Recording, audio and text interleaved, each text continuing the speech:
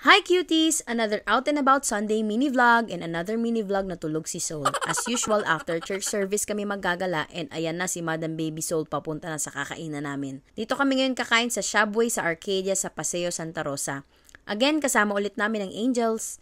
Dito sa Subway may shabu-shabu and samgyupsal. Ang daming side dishes and masasarap silang lahat legit. Merong fish cake, kimchi, pickled radish, salad, dumplings at iba pa.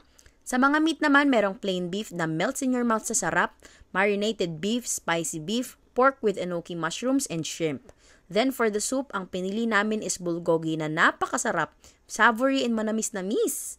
Busog na busog kami in the end. What's good pa is may libreng melon na ice cream pampawala ng umay. After namin kumain, umuwi muna kami para magpalit ng mga damit kasi may basketball game na naman si Gio.